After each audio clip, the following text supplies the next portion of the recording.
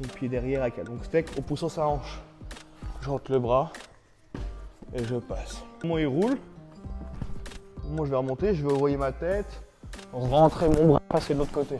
Salut les amis, bienvenue à notre chaîne YouTube, c'est César Benitez, coach de la section Kids et Ados de notre club. Et aujourd'hui, j'aimerais vous montrer une vidéo de Nicolas Filipponi dans laquelle on aborde le travail de la garde de la riva. Ça vous arrive dans vos sparring qu'on vous attrape tout le temps la jambe, soit pour arriver dans le dos, soit pour attaquer les clés de cheville ou les clés de talon, vous êtes en difficulté. Dans la vidéo suivante, Nicolas vous donnera quelques astuces pour ne pas arriver dans ces positions-là. Pour éviter de se faire surprendre avec les clés de jambe ou de se faire prendre le dos, il faut éviter d'arriver dans cette position-là. Donc, suivez-moi pour voir la prochaine vidéo. Donc, quand il a rentré son crochet parce que je me suis engagé soit mal, soit je suis arrivé en retard, je vais attraper le bout du pied. Ça, c'est la première chose. Maintenant, ma jambe là, elle va venir au niveau de son tibia et pincer ici. Ok, je suis là. Ma jambe, elle va venir reculer et pincer. Maintenant, ma main là, elle vient pousser sa hanche fort. Et je vais venir faire un long step, c'est-à-dire je vais envoyer mon pied derrière. Ok, si besoin, je mets du pied et je passe.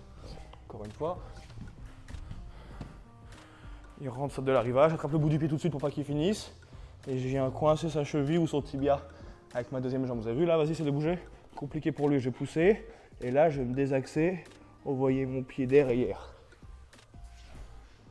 Je peux pousser avec mon pied ou rentrer ma main, ou les deux. Encore une fois. Je m'engage, mais il arrive à dégrafer son pied. Boum. Ou j'ai mal attrapé la cheville. Tout de suite, j'attrape le bout du pied, de préférence comme ceci. Ok. Et je vais venir envoyer mon genou contre sa cheville ou son tibia. De là, maintenant, c'est de finir. Ça va être compliqué pour lui, mais c'est pas une position définie. C'est pas une position finale. Il faut que j'envoie mon pied derrière avec un long steak en poussant sa hanche. Je rentre le bras et je passe. Est-ce que ça va pour tout le monde? Oui? 1, 2, 3. Ok, donc là, il m'approche de l'arrivage, je commence à être en retard. Je sens qu'il commence à faire ça de l'arrivage, il va commencer à attaquer une jambe. Voilà, si j'essaie de reculer ou autre, il va m'attaquer en clé de jambe et c'est la merde, ok? Donc je moderne, c'est beaucoup ce qui arrive. Du coup, quand je vois que je suis vraiment en retard, et ça, on peut le voir dans le combat Ashley Williams contre Rowan Jones, même s'il se fait prendre pas mal de fois et en vrai, il perd ce combat sur Ashley Williams, sur un peu de passivité sur ses défenses parce qu'il a trop confiance sur ses défenses de clé de cheville. En vrai, ce qu'il faisait bien, c'était sa mobilité fesse au sol. En tout cas, j'ai bien aimé sur ce fight. J'ai cherché le pied et là, quand il commence à tourner, je vais m'asseoir. Tout simplement. Là, maintenant, j'ai deux possibilités. Là, il peut finir sur berimbolo, hein. Il peut continuer à aller me chercher le dos. En sans kimono, c'est compliqué. Ce pied-là, il va juste pousser. Je vais désengager et je repars sur mes passages de garde. Ok, ça, c'est la première possibilité. Il commence à tourner, je m'assois sur la fesse loin. Et là, je recule.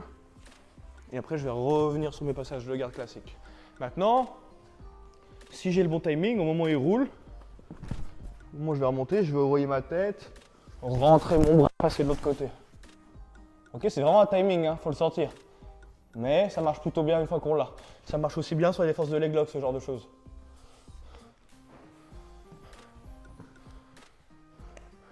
Ok, une forme de corps, en tout cas j'essaie de beaucoup travailler sur les gens qui travaillent sur cette forme de corps là. C'est de passer ma tête ici, je vais venir attraper la hanche. Et là, je vais venir passer, pousser avec mon épaule, passer de l'autre côté. Ok, les deux possibilités. Du coup, la priorité, c'est évidemment déjà pas qu'ils viennent finir. En tout cas, depuis que je fais ça, sur des spécialistes, je mange beaucoup moins quoi que ce soit de la riva. Maintenant, de là, mon pied va pousser pour sortir et je vais remonter, travailler sur mes passages. Bon. S'il continue à tourner, que je vois qu'il y a l'option de passer ma tête, je rentre ma tête. De là, il y aurait peut-être un risque de clé de bras, donc il faut que je vienne cacher mon bras à la hanche, pousser avec mon oreille et venir passer en glissant sur mes genoux. Ok, jusqu'à bien dépasser la ligne de genoux pour pas qu'il revienne. Est-ce que ça va pour tout le monde? Une petite fois. Il essaie de l'arrivage, j'ai le bout du pied, mais ça glisse ou autre. Je vais m'asseoir loin. Ok, je me sens sur une fesse, loin. Option 1, je pousse avec ce pied, je sors, je remonte. Option 2, je glisse ma tête. J'attrape la hanche, je pousse avec l'épaule, je passe. Ok? Ça va pour tout le monde? 1, 2, 3.